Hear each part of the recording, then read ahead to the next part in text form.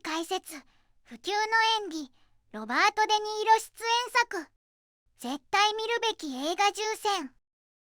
今日は、映画界の巨星、ロバート・デ・ニーロが出演した映画の中から、絶対に見るべき名作を10本紹介するよ。彼の演技はどれも圧倒的で、登場する作品ごとにその魅力が引き出されてるんだよね。ロバート・デ・ニーロといえば、どんな役でも完璧にこなしてしまう俳優だぜ。これから紹介する10本は、彼の演技力を存分に感じられる作品ばかりだ。どれも心に残る名作だぞ。確かに、デニーロはただの俳優じゃなく、映画の中でそのキャラクターに命を吹き込むような演技をするんだよね。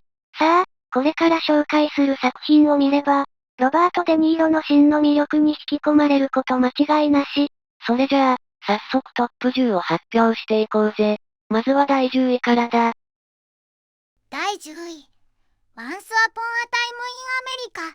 1984年。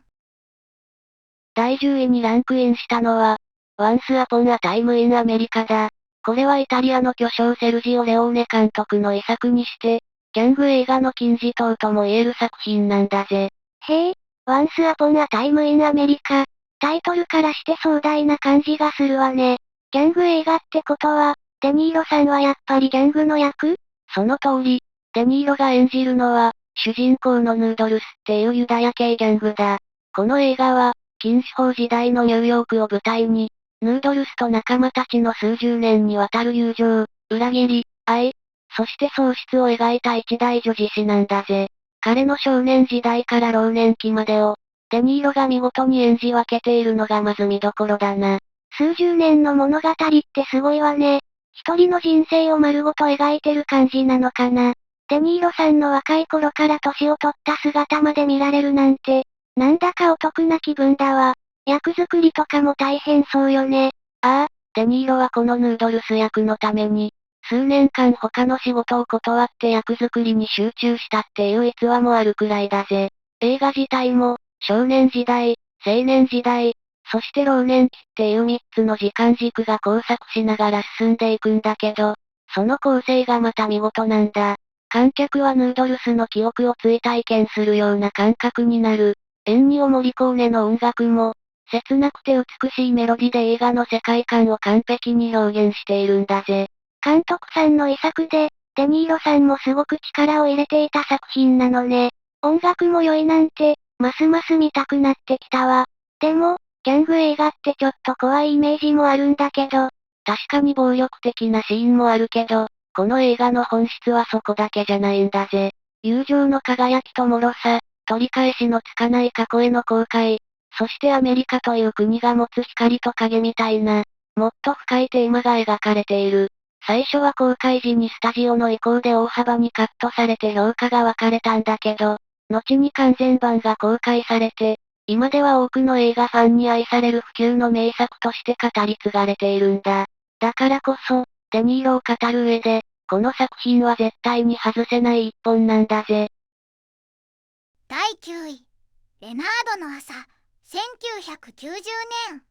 第9位は、心温まる感動の実話、レナードの朝、1990年だぜ。あ、その映画、ロビン・ウィリアムズも出てたやつだよね。デニーロはどんな役だったっけ？なんか、すごく繊細な演技だったイメージがあるんだけど。まさにその作品だぜ、レイム。デニーロは、長年肩とに緊張病状態にあった患者、レナード・ローを演じているんだ。この映画は実話に基づいた物語で、1969年にニューヨークの病院で、何十年も眠っていた患者たちが奇跡の新薬によって一時的に目覚めるという、驚くべき話なのさ。実はなんだ。何十年も眠っていた人が目覚めるって、すごい話だね。デニーロ、意識がない状態から目覚める役って、どう演じたんだろう？難しそうだよね。そこがまさにデニーロの不朽の演技たるゆえんなのぜ。彼は、ほぼ意識がない肩とに状態の微妙な動きから、薬が効き始めて徐々に意識が回復していく過程を、表情や体の震え一つ一つで、驚くほど繊細かつリアルに表現しているんだ。特に、初めてスプーンで食事をするシーンは、感情が爆発するような喜びに満ちていて、本当に心を揺さぶられるぜ。言葉がなくても、彼の目や体の動きだけでレナードの内面、喜び、戸惑い、そして再び眠りについていく悲哀までが痛いほど伝わってくる傑作なのぜ。うわぁ、その説明聞いただけでも鳥肌が立つよ。何十年も動かなかった人が、少しずつ人間としての機能を取り戻していく姿を演じるって、どれだけ役に入り込んでいるんだろう。まさに、演技の神様って感じだね。だろ？この作品で、デニーロは単なる冷酷な男というイメージを覆して、優しさや弱さも表現できる、役者としての途方もない幅広さを見せつけたんだ。まさに、彼のキャリアにおいて重要な転換点となった一本なのぜ。第8位、アイリッシュマン、2019年。さあ、どんどん行くぜ。ロバート・デ・ニーロ出演作、絶対見るべき映画、第8位は、マーティン・スコセッシ監督との再タッグ、ネットフリックス映画、アイリッシュマン、2019年なのぜ。あ、これ最近の映画だよね。デニーロが若返ってて話題になってたの、ニュースで見た気がする。そうそう、まさにそれだぜ。デニーロが演じたのは、実在のヒットマン、フランク・シーランだ。この映画は、彼の視点から20世紀後半のアメリカ裏社会の歴史を紐解く、超大作なのぜ。伝説の労働組合のボス、ジミー・ホッパ失踪事件の真相に迫る、壮大な物語なんだ。ヒットマン、また全然違う役だね。若返りの技術ってどうだったの？自然だった？それが驚くほど自然なんだぜ。最新の VFX 技術で、デニーロ、アルパチーノ、ジョーペシといったレジェンド俳優たちが若き日の姿で登場する。違和感なく、時間の流れと登場人物の老いを表現してるのさ。デニーロは、フランク・シーランという男の、寡黙で忠実ながらも、やがて孤独と後悔に苛まれていく姿を、若き日の冷徹さから老いた後の虚無感まで、見事に演じきっているんだぜ。特に、彼が年老いて一人で過ごす姿は、これまでの彼のギャング映画とは一線を画す、深い哀愁を漂わせているのさ。スコセッシ監督が描く裏社会の生々しさと、デニーロの人生の機微を表現する演技が合わさって、見る者に強烈な印象を残す、まさに集大成とも言える作品だぜ。若返りの技術もすごいけど、デニーロの演技がまた別次元なんだね。孤独と後悔に苛まれていく姿か。それは見てみたいな。今まで見たことのないデニーロが見られそうだね。だろ？単なる犯罪映画じゃなくて、時の流れと人生の選択、そしてその結末について深く考えさせられる一本なのぜ。デニーロの演技の深みが、この作品をさらに特別なものにしているんだぜ。第7位、カジノ、1995年。さあ、どんどん盛り上がってきたぜ。ロバート・デ・ニーロ出演作、絶対見るべき映画、第7位は、またまたマーティン・スコセッシ監督との協力タッグ。カジノ、1995年だぜ。グッドフェローズとか、ワンスアポンアタイムインアメリカに続いて、またギャングものなんだね。今度はどんな役なの？鋭いな、レイム。今回は、ラスベガスの巨大カジノを任された実在の凄腕ギャンブラー、サムエイス・ロススタインをデニーロが演じているんだぜ。この映画は、1970年代から80年代のラスベガスを舞台に、マフィアが裏で牛耳っていたカジノの栄枯盛衰と、そこで繰り広げられる欲望、裏切り、そして破滅を描いた、まさに人間ドラマの極致なのさ。ラスベガスが舞台なんだ。カジノの裏側って聞くだけで、もう面白そう。デニーロは、どんな演技を見せてるの？それがすごいのぜ。エースは、冷静沈着で計算高く、カジノを完璧に管理するプロフェッショナルなんだけど、その裏ではマフィアのボスと、シャロン・ストーン演じる妻ジンジャー、ジョーペシ演じる凶暴な親友ニッキーとの複雑な人間関係に苦悩していくんだ。デニーロは、そんなエースの冷静さと、次第に追い詰められていく狂気、そして愛憎入り混じった内面を、セリフだけでなく、表情や視線一つで表現しきっているんだぜ。特に、カジノの裏金が減っていくことに焦りを感じるシーンや、妻ジンジャーとの関係が破綻していく様は、見ているこっちが息苦しくなるほどリアルなのさ。スコセッシ監督の絢爛豪華な演出と、デニーロ、ストーン、ペシの三者三様の狂気がぶつかり合う。まさにスクリーンに釘付けになる傑作だぜ。うわぁ、それは見応えありそうだね。カジノのきらびやかな世界と、その裏のドロドロした人間模様、そしてデニーロの繊細な演技。たまらないね。だろ？単なるマフィア映画じゃないんだぜ。人間の欲望と弱さ、そして成功の光と影をこれでもかと描いた、デニーロの演技が際立つ一本なのぜ。第6位、アンタッチャブル、1987年。さあ、どんどん上位に食い込んできたぜ。ロバート・デニーロ出演作、絶対見るべき映画、第6位は、ブライアン・デ・パルマ監督の傑作、アンタッチャブル、1987年なのぜ。あ、それ、アルカポネが出てくるやつだよね。デニーロが演じたんだっけ？その通りだぜ、レイム。デニーロは、禁酒法時代のシカゴを牛耳った悪名高きギャングのボス、アルカポネを演じているんだ。この映画は、エリオット・ネス率いる捜査官チーム、アンタッチャブルが、カポネの脱税を追う実話に基づいた物語なのさ。ケビン・コスナー演じるネスと、デニーロ演じるカポネの、壮絶な戦いが描かれているんだぜ。アルカポネか。すごい役だね。デニーロは、どんなカポネを演じたの？それがもう、圧巻の一言なのぜ。デニーロのカポネは、単なる悪党じゃない。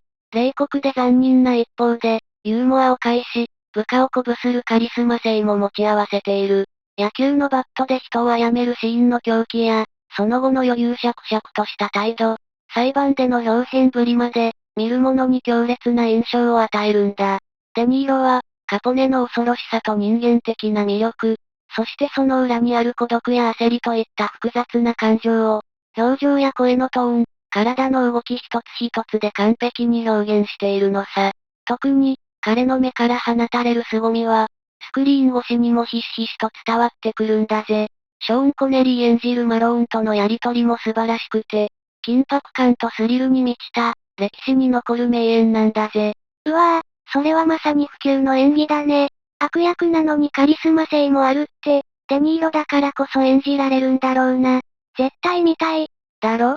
この作品は、デニーロの多様な演技の幅を改めて示す、まさに代表作の一つなのぜ。歴史上の人物をデニーロがどう演じるか、その目で確かめてほしいぜ。第5位、ディアハンター、1978年。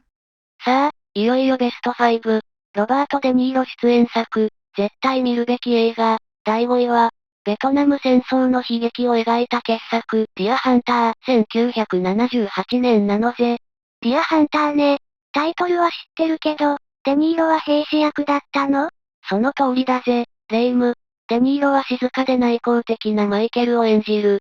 ペンシルベニアの製鉄所で働く若者たちがベトナム戦争に徴兵され、そこで受けた心の傷と、その後の人生を描いた物語なのさ。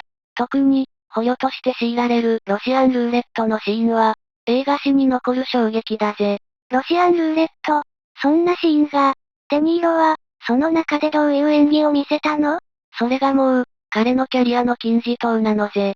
マイケルは、戦争で大きく変貌する。戦前は冷静なリーダーだが、極限体験で心に深い傷を負い、戦後は全く別人になるんだ。デニーロは、戦争の狂気で精神が崩壊する様や、生き残った虚無感、仲間への複雑な感情を、わずかな表情や目の絶望感で表現。戦場でロシアンルーレットを強いられる危機迫る演技や、帰還後の静かな狂気は、見る者の心に深く突き刺さる。人間の尊厳を問う魂の演技が光る一本なのぜ。うわぁ。想像を絶する演技だね。戦争の悲惨さと、それによって人間がどう変わっていくのか、デニーロの演技でリアルに伝わるんだろうな。ああ、まさにその通りだぜ。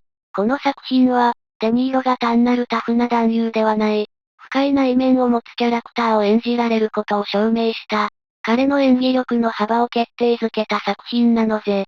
第4位、レイジングブル、1980年。さあ、いよいよベスト4。ロバート・デニーロ出演作、絶対見るべき映画、第4位は、彼のキャリアの中でも特に伝説的な一本、レイジングブル、1980年だぜ。レイジングブル、デニーロがめちゃくちゃ太ったって有名なボクシング映画だよね。その通りだぜ、レイム。デニーロが演じたのは、実在の元世界ミドル級王者、ジェイク・ラモッタだ。栄光と、嫉妬や自己破壊的な性格による転落を描いた、狂気のボクサーの反省。スコセッシ監督との最高傑作の一つだぜ。栄光と転落か。デニーロの役作りって、本当にすごかったんだよね。もちろんだぜ。デニーロは現役から引退後まで、実際に27キロもの体重を増減させたんだ。まさに役者魂の塊なのぜ。彼はラモッタの怒り、嫉妬、自己破壊衝動を、ボクシングシーンの狂気から引退後の虚無感まで、全身全霊で表現。弟や妻との関係が崩壊していく様は生々しく、その魂の叫びは見る者に直接突き刺さる。モノクロ映像が狂気と哀愁を際立たせる。映画史に残る不朽の名作だぜ。27キロも、役者を超えてるね。役作りだけでも見る価値があるのに、演技の深みまであるなんて、本当にすごい役者だね。ああ、デニーロの真骨頂が凝縮された一本なのぜ。人間の暴力性、そしてその裏にある孤独と哀愁を、これほど鮮烈に描いた作品は他にないぜ。第3位、グッドフェローズ、1990年。さあ、トップ3に突入だぜ。ロバート・デ・ニーロ出演作、絶対見るべき映画、第3位は、マーティン・スコセッシ監督との金字塔、グッドフェローズ、1990年なのぜ。あ、グッドフェローズ。これもギャング映画だよね。デニーロはどんな役だったっけ？その通りだぜ、レイム。デニーロが演じたのは、実在のアイルランド系ギャング、ジミー・コンウェイだ。若きヘンリー・ヒルがマフィアの世界に足を踏み入れ、その栄光と破滅を描いた実話なんだ。デニーロ、レイ・リオッタ、ジョー・ペシの3人の演技が、まさに傑作を作り上げているぜ。実はなんだ。デニーロのジミーは、どんなキャラクターなの？それがもう、彼の静かなる狂気が凝縮されているのぜ。ジミーは常に冷静で感情を表に出さないタイプだが、内には冷酷な暴力性と、仲間を平気で裏切る非情さを秘めている。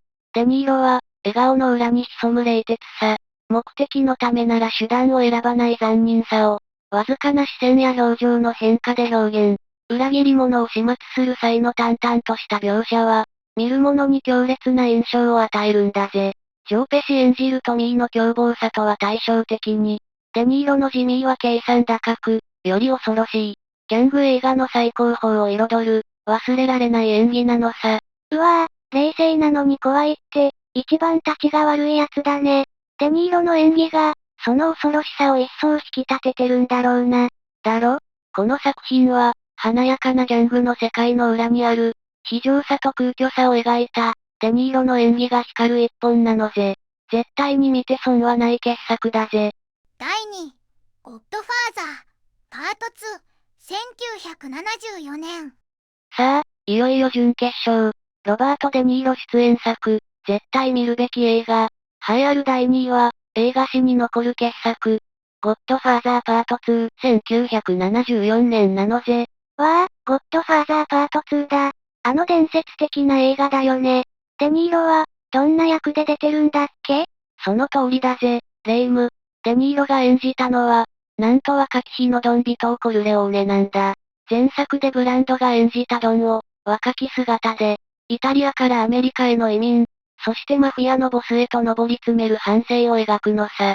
過去と現在が交錯する構成で、その深みもすごいぜ。若き日のビトー・コルレオーネ。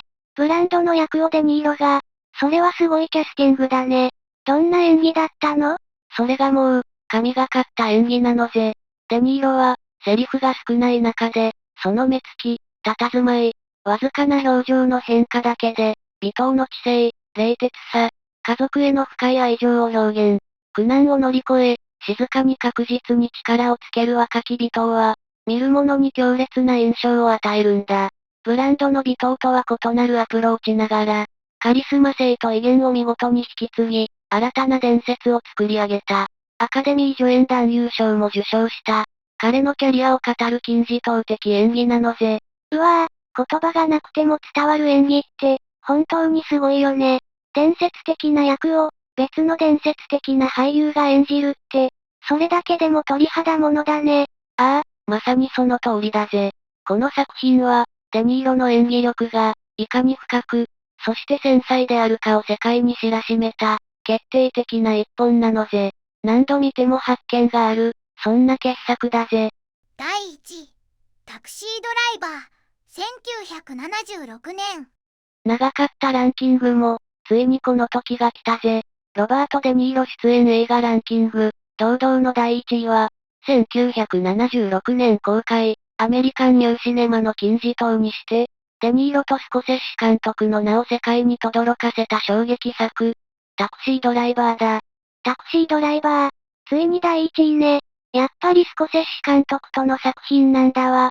この映画のデニーロさんは、一体どんな役なの？タイトルからすると、タクシーの運転手さん。その通り、デニーロが演じるのは、ベトナム帰還兵で、ニューヨークの夜を走り続ける孤独なタクシー運転手、トラビス・ビックルだ。彼は不眠症に悩まされ、大都会の闇の中で、社会に対する不満や疎外感を募らせていく。そして、その歪んだ正義感から、ある過激な行動へと駆り立てられていくんだ。このトラビスというキャラクターは、映画史に残る最も印象的で、最も危ういアンチヒーローの一人と言えるぜ。ベトナム帰還兵で孤独なタクシー運転手。なんだかすごく影のある役どころなのね。社会への不満が過激な行動につながるなんて、見ていてハラハラしそう。デニーロさんの演技はどうだったのかしら。まさに神がかり的、としか言いようがないな。トラビスの孤独、狂気、内に秘めた爆発寸前のエネルギーを、デニーロは全身全霊で表現している。有名な、You talk into me? 俺に言うかと鏡に向かってつぶやくシーンは、台本にはなかったアドリブだったと言われているが、トラビスの歪んだ精神状態を見事に映し出していて、映画史に残る名場面の一つだ。この役を演じるにあたって、実際にタクシー運転手の免許を取得し、数週間ニューヨークでタクシーを運転したという徹底した役作りも、彼の伝説の一つになっているぜ。アドリブであの名シーンが生まれたの。それに、本当にタクシーの運転手までしたなんて、役への入り込み方が半端じゃないわね。まさにデニーロさんの真骨頂だわ。ああ、この映画はカンヌ国際映画祭でパルムドールを受賞し、スコセッシ監督とデニーロの名声を不動のものにした。若き日のジョディ・フォスターが、トラビスが救おうとする少女娼婦アイリス役を演じて、鮮烈な印象を残したのも見逃せないな。社会の病理をえぐり出し、見る者に強烈な問いを突きつける、まさに傑作と呼ぶにふさわしい作品だ。デニーロのキャリアにおいても、そして映画史全体を見ても、これほどまでに強烈なインパクトを残した作品はそうそうない。だからこそ、ランキング第1位は、文句なしでこのタクシードライバーだ。総評、まとめ。さて、レイム。ここまでロバート・デ・ニーロの出演作ベスト10を見てきたけど、どうだったぜ？いやー、本当にすごかったわ。どの作品もデニーロの演技力が光っていて、幅広い役柄を演じることに驚いたわ。だろ？彼はまさにメソッドアクターの象徴。役作りの徹底ぶりもさることながら、セリフや表情、体全体で役の内面を表現する力は、まさに唯一無二なのぜ。特に、レイジングブルの体重増減や、タクシードライバーの狂気に満ちた演技は、役者魂の塊。人間ドラマから犯罪映画まで、見る者に強烈なインパクトを与える演技ばかりだったね。ああ、彼の出演作は、単なるエンターテイメントに止まらず、人間の心の奥底や社会の闇を深く問いかける傑作が多いんだぜ。今回紹介した作品以外にも、魅力が詰まった映画はまだまだあるから、ぜひ色々な作品を見て、その演技の真髄を味わってほしいなのぜ。今回でデニーロの作品をもっと深く知りたくなったわ。私も色々な作品を見てみるね。最後までご視聴いただきありがとうございました。これからも役立つ情報をお届けいたしますので、チャンネル登録と高評価をよろしくお願いします。コメント欄でご意見や質問もお待ちしています。それではまた次回お会いしましょう。バイバイ。今日も一日良い日で、またね。